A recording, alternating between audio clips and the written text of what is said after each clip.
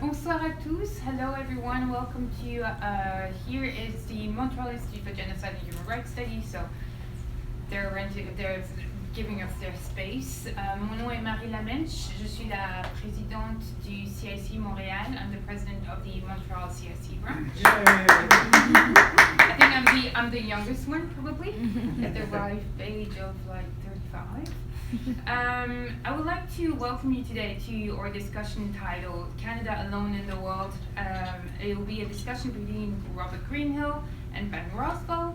Je suis heureuse de vous accueillir à notre discussion Le Canada Seul au Monde. Cette discussion est donc enregistrée et se déroulera en français et en anglais. Donc pendant la période de questions, vous pourrez poser vos questions dans la langue que vous préférez. Nous aurons une discussion d'environ 30 minutes. Je serai la modératrice et Robert et Ben vont dire leurs arguments. So our discussion will be about 30 minutes long, and then we will have like 20 minutes for questions in French or English again. Robert Greenhill is the founder of Global Canada and has combined a career in international business with a commitment in public policy. And Ben Rowswell is now the president and research director of the CIC. I'm very happy. And has 25 years of experience as practitioner in international relations. And the first time I got to know Ben was when he was still ambassador to Venezuela. So I'm sure you will have a lot of questions for him considering what's going on today. We came up with the idea of organizing this event after basically observing some major geopolitical changes in the world, especially in the way the United States conducts its foreign policy and treats us, Canada as its traditional partner. With the arrest of Chinese telecom executive Meng Wanzhou, Canada seems to be caught today between two powers. En plus des relations tendues avec la Chine, le Canada s'est aussi trouvé dans une situation difficile avec les États-Unis et avec l'Arabie Saoudite. Et on se demande encore si on peut compter sur l'aide de Washington pour nous aider dans nos relations avec les autres pays. Le Brexit et la crise migratoire en Europe empêchent l'Europe de vraiment se concentrer sur ce qui se passe ici au Canada. Just yesterday, actually, New York Times columnist Nicholas Kristof wrote an article titled "Thank God for Canada," Our boring neighbor is a moral leader of the free world. He congratulates Canada for sticking to its principles and for speaking up against Saudi Arabia and China. And he states that there is currently a vacuum of constructive global leadership, and he believes that Canada can actually take a leadership role. So that article was really great timing for today's discussion. So Robert et Ben vont tous les deux présenter leur point de vue et débattre entre eux de la place du Canada dans le monde aujourd'hui et voir si le Canada est seul ou non et comment on pourrait construire peut-être de nouvelles relations. Je vais laisser Ben commencer, dire un petit peu son argument et ensuite on ira à Robert. Bon. Et merci beaucoup Marie. C'est un plaisir pour moi d'être à Montréal. Je viens tout juste de commencer comme président du CIC. Et c'était important pour moi de venir à Montréal tout au début de ma période. Là, c'est une institution nationale avec des branches dans 15 villes au Canada. Mais jusqu'à date, notre existence est presque entièrement en anglais. Alors, je voulais non seulement venir au Québec, mais aussi donner une partie de ce débat en français. On va échanger entre les deux langues, mais j'espère que ça serait le début d'un épanouissement de la dynamique francophone aussi ici. Alors, j'ai quitté mes fonctions comme ambassadeur du Canada à peine un an.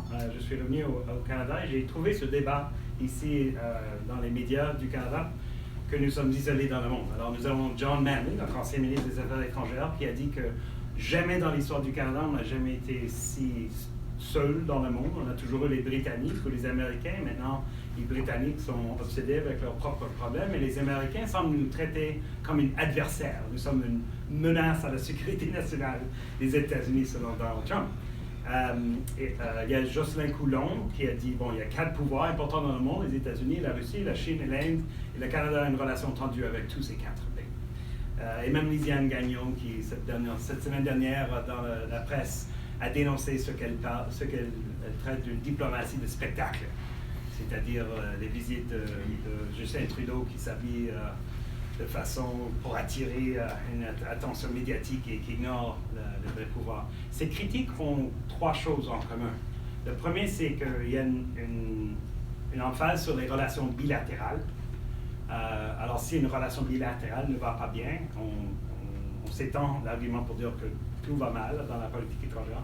Le deuxième, c'est qu'on ignore le pouvoir. Il y a une dynamique de pouvoir, surtout avec ces grandes puissances, et que nous sommes obsédés par les valeurs et les principes, et on ignore les questions d'intérêt.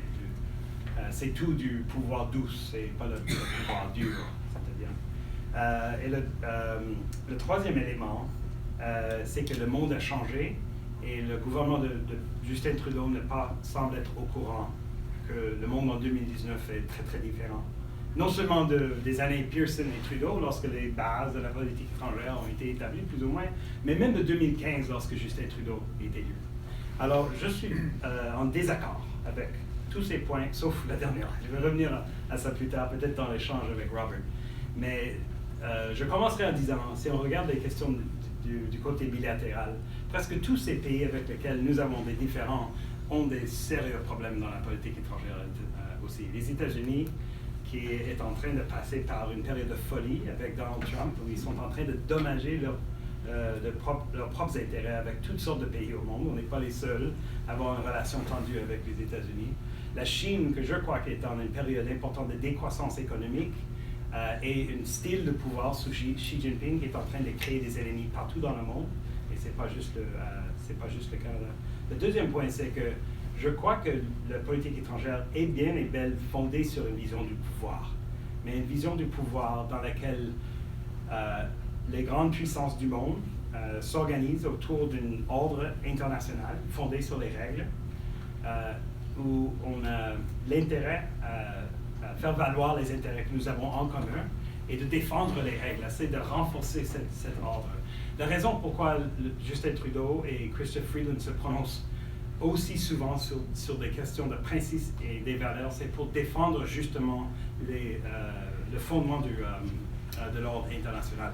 C'est là où reposent les intérêts du Canada, c'est dans l'intégrité et la force de cet ordre international. Le jeu a changé. Les grandes puissances sont en désaccord entre eux. Nous voyons une différence entre les États-Unis et la Chine, évidemment toutes sortes de tensions avec la Russie, et les bases, les fondations de cet ordre international est maintenant en péril. Je ne trouve pas qu'on est tout seul dans le monde, mais le monde a changé et on a besoin de s'adapter à cette nouvelle risque et cette nouvelle menace. Parfait. Et je vais juste bâtir sur ça, mais avant ça, je voudrais dire juste quelques points. Je suis ravi d'être avec vous aujourd'hui, et surtout avec Ben. I had the pleasure of first meeting Ben over a decade ago when I was president of Canada's International Development Agency, and Ben was running the democracy unit at Foreign Affairs before going on to play a critical role in Afghanistan. Before then, after being involved in many innovations in foreign affairs, being our ambassador at Venezuela. So he is the opposite of a paper-pushing bureaucrat. He is a real public policy entrepreneur. So I was delighted to hear Ben, you've taken on the leadership of the CIC, which has got a superb history, and now I'm sure it's got a very bright future as well, at a time when Canadian institutions like this are more important than ever. And in a sense, the whole idea of the CIC, which was founded after World War I to help keep the attention of Canada on the importance of engaging in the world, that's a topic that's just as relevant today as it was almost 100 years ago. So, delighted to be here. I'll just add a couple of things. I mean, one is, I think the point is, Canada may feel more alone in the world compared with some of these traditional relationships because it's a more lonely world than it used to be. You know, during the Cold War, you kind of knew these were the other guys, and we, you know, the sort of band of brothers and occasionally sisters together on NATO, and that was kind of, these were our allies. There was this close historical relationship with the UK and the Commonwealth. There was this close relationship with the United States because of history, because of geography, because so many of the elite, the New England elite that ran so much of foreign affairs in the United States, went to the same schools or the same colleges, often Oxford and others. There was this link of people and personalities and policies which is really dissipated. And so that world is going. There are new relationships, like with the European Union, there's new conflicts. Who would have thought that France would be recalling its ambassador to Italy like happened this week? I mean, there's new tensions out there as well. So, and as Ben said very eloquently, the United States is way more alone than it's been since 1945. There's all sorts of reconfigurations. So for us to feel that there's more tension with others is not by itself an unnatural situation. I think the issue, what does it mean? And there's sort of three elements of it. One is we can't go back. We're not going to go back to cozy, the cozy relationships that existed during this very difficult period of the Cold War. These relationships are changing. The second is there's new sets of relationships. There's new other actors, what Ben will talk about with the Lima Group, what we can be doing with other democratic countries from around the world, particularly from the global south, that are taking on an increasingly important role. The relationships we can have with key non-state actors, whether it's NGOs or think tanks or corporations or others, who also have a strong vested interest in both human rights and the rule of law. I mean, Canada can actually be the transmission belt between the G7 and G20 and these other configurations of state and non-state actors. But that will take a very different way of doing things. It will take a new set of skills and abilities, and old reflexes in foreign affairs or in political circles won't get us back to where we were, but may prevent us from getting where we need to go. So I think that's kind of where we are. It's a moment of tremendous opportunity for Canada. We are probably the country that has the lowest negatives of any country in the world. When people are asked which country do you respect the most or like the most, we're always in the top 10, and we're almost inevitably number one amongst the G7. So, and that's actually not just what people think, it's what others are thinking as well, diplomats as well. So there's an openness to engaging with Canada. But the issue is to do what? What assets do we bring? What resources, soft or hard, are we prepared to invest in issues?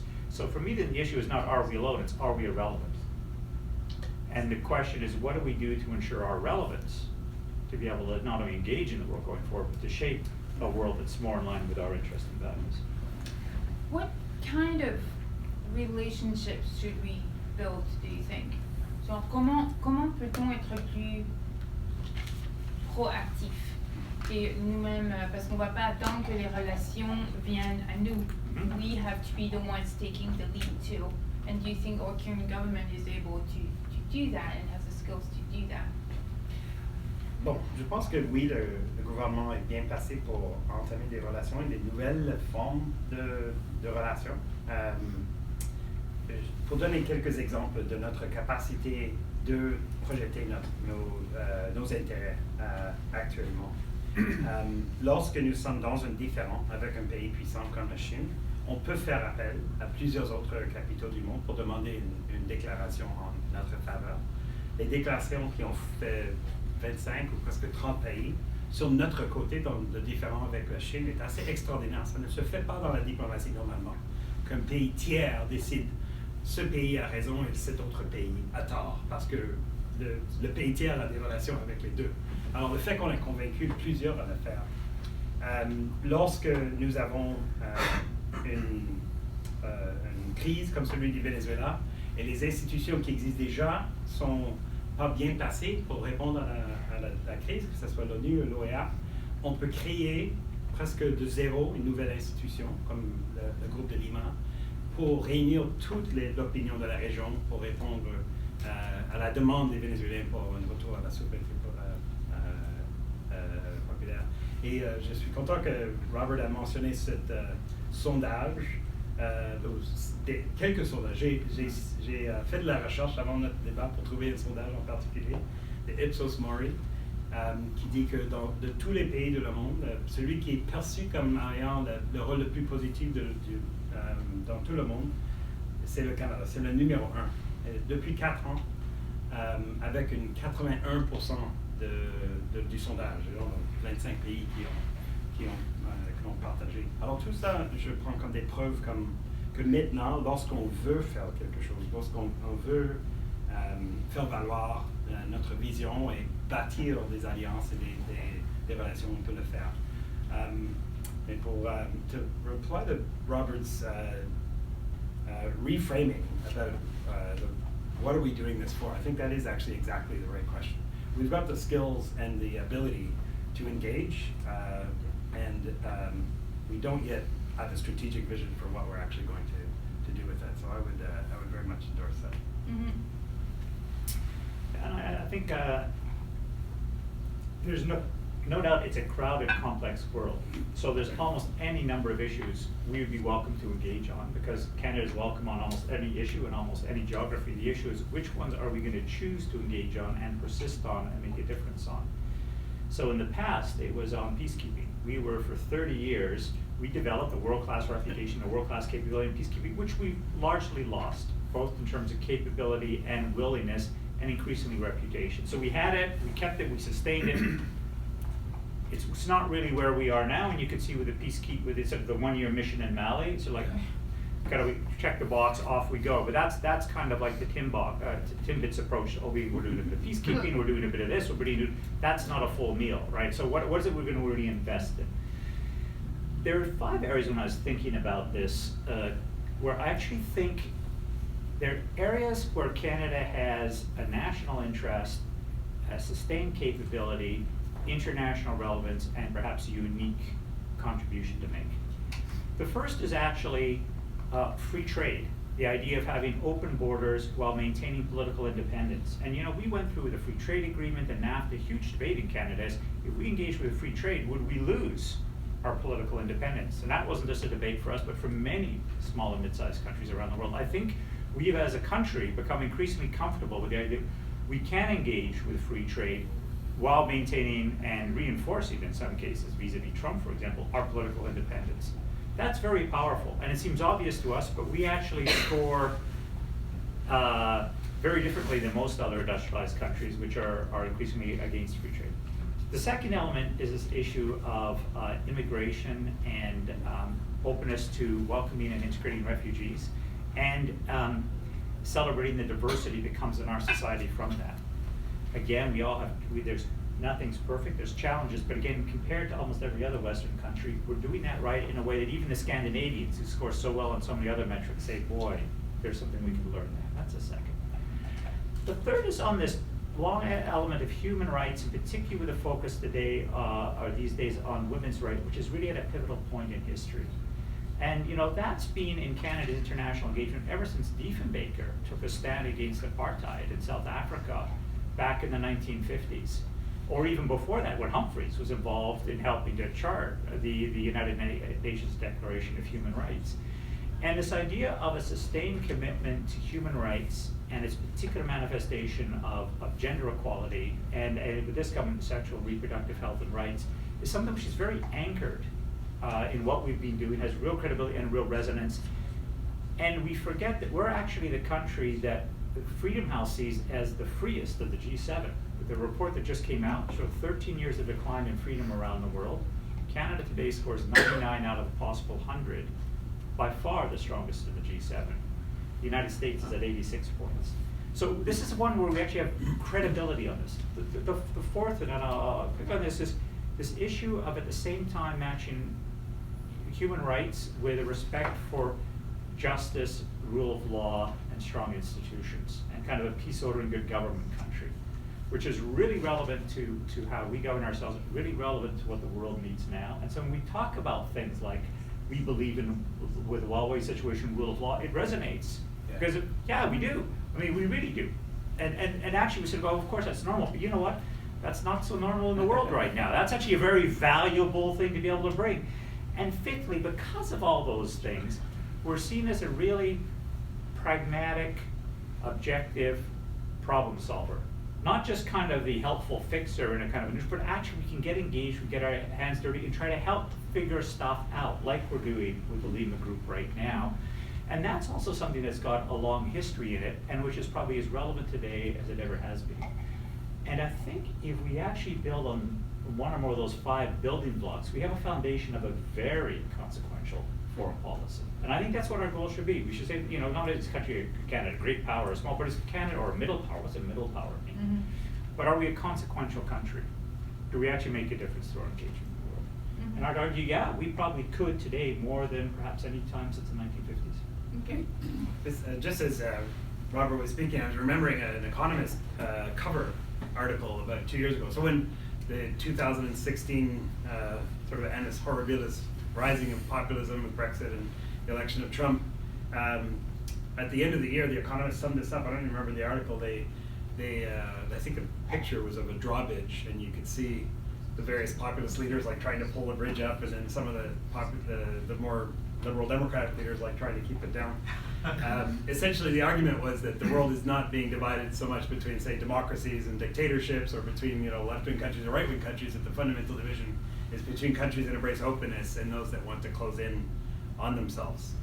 It occurs to me, just in listening to you now, that most of the things that you're talking about are about openness, open trade, open flow of people, which is our approach to migration, and then the institutions that allow that kind of open society. So perhaps the role for Canada, if you were to take those sort of 5 fundamentals, or those 5 sort of pillars, what you're talking about is Canada being the champion of openness in the world. And I do think that resonates not only with Canadians, but I can see it with others. You know, you mentioned like Nick Kristof, a non-Canadian, being much more positive about our foreign policy performance than most Canadians. You see this with British voices and French voices as well. German, like, for some reason, Canada's really popular in Germany these days. The German foreign minister has developed this extraordinarily close relationship with our foreign minister because they see something in the way that Canada approaches, and I wonder if that might be the way to articulate what that role is, or what that relevance is that we're the champion of openness. I also have a question about international bodies, international agencies such as the UN. Because we see with the Lima Group, Canada is able to kind of work with other countries, and it seems to be working well, because it's not going alone at the United States, you know, which is on the issue of Venezuela, the United States is a bit in a difficult position. So we know that Trudeau and Canada want to seat at the Security Council. What are the chances for Canada to actually have a seat for the Security Council? Because Justin Trudeau would say, no chance. So. Well, Mike Litnadium said a really interesting thing that he got in a lot of trouble for before the last time. She said, we owe ourselves to ask, do we deserve to win? And I think if we do all the things we're talking about, Canada could deserve to win. Is Canada today making the investment of resources behind our rhetoric compared to Ireland and Norway, who are 2 very engaged countries? You know, Ireland is at 1% of its national income to development. You know, Ireland, which despite its massive financial crisis, never dropped as low in its commitments as Canada does, and is committed to get to 0.7 by 2030. These are 2 really active, engaged countries that are really putting resources behind their rhetoric. Plus they have Europe. Oh, the European and they have Europe. countries So between. beyond the issue, so in a sense, Canada is in this area more isolated than either of those, but also Canada has not yet pulled the full weight of its investment behind its rhetoric. We have 2 years, and I think to me that would be a big question. One of our advantages is we have an extraordinary ambassador, Marc-André Blanchard, I mean, who's thoughtful, engaged. He represents so much of what is good in Canada. So we have a great person there. You know, the question is, you know, what kind of a mission is he being, you know, is he getting resourced up, you know, so he can actually launch an invasion of this thing and win, or is this going to be a charge of the Light Brigade led by a really extraordinary officer? And I think the next 2 years will help us see. I've never actually worked on a UN Security Council campaign, but I've certainly worked closely with people that have. And if I understand correctly, it comes down to 2 or 3 key ingredients. A lot of it is actually horse trading. There's vote swaps, where, you know, if you're going to vote for us in the Security Council, we'll vote for you in ECOSOC or what have you. It also requires a pretty big team to be able to work out the bilateral relationships with 194 other countries in order to figure out where they're likely to vote. And then it takes the personal commitment of the Prime Minister. So I think that was one of the reasons that Canada lost in 2010. Harper just delegated the campaign, and the Prime Secretary didn't. But then it also takes really committing resources to the mission of the UN, right? And so we can do all those three things.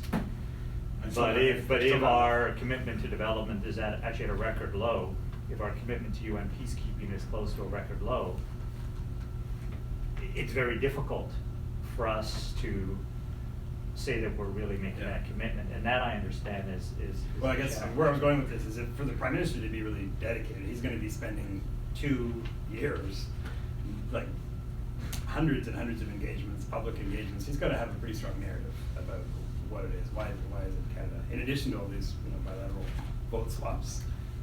Right up until now, it would be we're defending the rules-based international order, we care about human rights and democracy, we care about women's issues. Those will only go so far if you're not actually backing them up with some strong actions. I do actually think of Venezuela. Venezuela and Canada is really doubling down in a big way on its commitment to human rights and democracy. It's taking quite a strong and risky position. It's in a real leadership position. It's definitely surrounded itself by lots of Latin American support, but this is a position that's getting noticed internationally.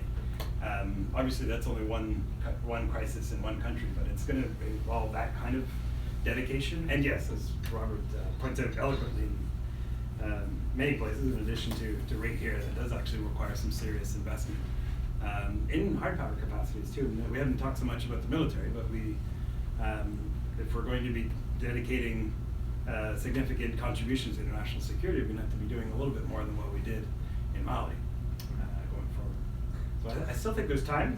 You're right to say there's 2 years. But that's like an awful lot of speeches that the Prime Minister's got to give, and a lot of audiences that might be pretty skeptical when they're hearing that audience if it's not backed up by something. Et que risque, donc on entend beaucoup dire, le monde a besoin plus de Canada, the world needs more Canada, mais qu'est-ce qu'on fait quand des pays comme la Chine, Maduro et l'Arabie Saoudite dit oh ben non, nous on veut moins de Canada justement. Comment on fait pour tenir tête à des grandes puissances comme ça? Ouais. Surtout que on a bien vu dans l'histoire, surtout de l'Arabie Saoudite, il y a très peu de pays qui sont venus vraiment soutenir le Canada. Ça a été vraiment assez discret. Avec la Chine, je pense qu'on le voit un peu plus, surtout en Europe.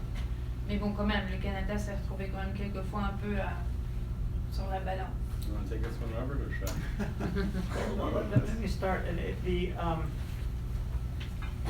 one thing, if we believe those 5 elements, it's important for us to be consistent. If we believe in fairness and we believe in justice and we believe it's in accordance with our values, but it's also really in accordance with the international system we need, because if it's just a law of the jungle, we're not a very big, player in that jungle. So actually, it's in our interests to ensure that the rule of law is consistently respected. And if sometimes we need to take a bit of a tough line, that's fine. And sometimes when we're alone, it's because we're out front. And that's actually not a bad place to be. On some of these things we've been doing on the rule of law and on human rights, we're actually out front.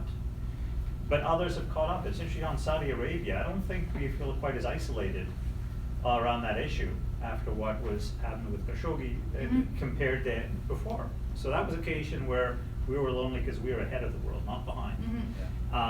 And that's not a bad place to be. I think we need to be careful that we're doing this thoughtfully, right? We shouldn't be doing it because we think we're going to get a domestic hit for an election, or because we think we become the favorite of the NGOs of the world, without really thinking through, are we beyond that able to really advance those principles we care about? But I would say on the whole, those examples, Canada's been not bad. I think the one that the government itself would recognize where they kind of didn't get it right was India. The whole trip to India, which was kind of used, it seemed to many to kind of prepare videos to be used with constituencies at home, rather than really to engage the fastest growing large economy in the world, which is soon going to be the most populous economy in the world. That seemed like where we hadn't thought this through. but I'd expect there's been some fairly Since radical learning on that, and I Yeah. would expect that in the future this government will be engaging in a sophisticated and appropriate manner with India. Yeah, you know, it's always driven me crazy that expression the Canada world needs more Canada. It's not that I'm like unpatriotic or anything, but it seems to me we're going to have a positive role in the world. It's not just because we're Canada. It's not just because we're where we are geographically and historically. It's because we have something to bring to it. Now, in all three of these disputes, Canada is taking heat from countries that themselves are trying to redefine the international order in a different way, or trying to challenge. So as we're advancing certain principles about what international norms are, or what they should be, we don't do that in a vacuum. There's other countries that have some pretty different ideas about that. So obviously Saudi Arabia's got a radically different approach to what international norms about human rights are, and on women's issues. Remember that both of these issues we've had with Saudi Arabia are on women's issues, right? Mm-hmm. The human rights defender that Christy Friedland stood up for in that tweet in August was a woman activist on the issue of women having the right to drive. Mm-hmm. And then when we kind of poked our eye on the Saudis recently by accepting a refugee from Saudi Arabia, it was a Saudi girl who felt that she was going to be a threat by her family. So that is actually a question of Canada standing up, not just for human rights, but women's rights as a very important component of human rights, and then taking some flack for it. On China, I do actually believe that the government is right in saying that we're doing this because we're a rule of law country. And if you're going to stand up for the rule of law against countries that don't believe in the rule of law, or believe that they should be able to kind of their interests should trump the rule of law, we are going to pay a price for our defense of values and principles. I just wish the government would go further and say they are saying we're doing this because we have values and principles, but then bring that back to our fundamental interests and our fundamental like what the overarching strategy is for it. Like, we're taking some lumps in our fight with China. We're taking some lumps in Saudi Arabia. Who knows where things will go with Venezuela? Maduro sticks around, and we're not going to have a great bilateral relationship there for quite some time to come. I don't think I'm going to be replaced as ambassador for as long as the Chavistas are in power. And what are we getting in return? I think we could get something in return if we're able to build on leverage the credibility we're getting from that, and channel that into a vision about what an open world would be, if we're going to play on this idea of Canada being the champion of openness. We believe so much in openness that we're willing to take some hits from China, we're willing to take some hits from Saudi Arabia, because this is the way the world should be, and we should band together with the other countries that believe that, whether it's Germany, France, or others, and have a much more ambitious and aggressive agenda of promoting that through trade, through issues of immigration, etc. Yeah, I think, just one other observation. If the Freedom House report is right, that Canada is actually the freest of the G7 countries, and if the world has been in decline for freedom for over a decade, for 13 years, we're going to find ourselves at odds with more countries, for instance, the right reasons, because we're going to actually be sticking up for things which are being challenged around the world. And that may not be a bad thing, but it's a new thing for us. And we're playing a role that traditionally the United States has played, right? And the United States has gone, in some cases, 180 on some of these issues. So, but what it means is it's new for us, so we need to get it right. So I think the issues on which Canada's engaged, I think we'd all agree with it. It seems to be some of the tactics and techniques deployed were not necessarily the most thoughtful or useful or constructive. And I think this is part of what if we're going to lead on this stuff, we need to learn what it feels like to lead, right? Mm-hmm. And to take some hits. And to take some, but also to not provoke them unnecessarily because it's great because you get lots of likes. You know what? That's not necessarily helping advance the cause of human rights and women's rights in those areas as effectively as other things maybe. Or, I think that's a debatable point, but I think, how do we get sophisticated, become increasingly sophisticated in how we do this? The second thing is, are we prepared to, in a few of these areas, really sustain our engagement in a coherent way? And that's actually one of the things that's good about this feminist international assistance policy on development, but it's increasingly had an effect on foreign affairs, which is, it's actually got a coherence in terms of how the government sees its role in development and how it sees the role of girls and women and their future as being fundamental to the future of communities and societies and how they're investing in it. And there's actually a link between the different elements of this with a coherence that certainly I didn't see 10 years ago in CETA. And so that's actually powerful. The issue is, can it be sustained? And will it be sustained through an eventual change in government, whatever that is, whether it's 1 year or 5 years or 9 years? And the third thing is, does the government commit the resources to actually be able to sustain the engagement on these issues? So if we really care about governance, are we going to invest in the Canadian equivalent of the National Democratic Institute or on other institutes to support good governance? You know, it's one thing to say we believe in an international rules-based order. What are we investing in terms of capabilities here at home or supporting capabilities abroad that actually enhances and to shift the arc of declining support and capacity in democracies around the world? If that's something we feel strongly about, we have to invest more in it. And that's not necessarily a lot of money, but it has to be very, very thoughtful and has to be very sustained, and we're not there yet. So I think those would be some of the challenges for us to really step up in these areas.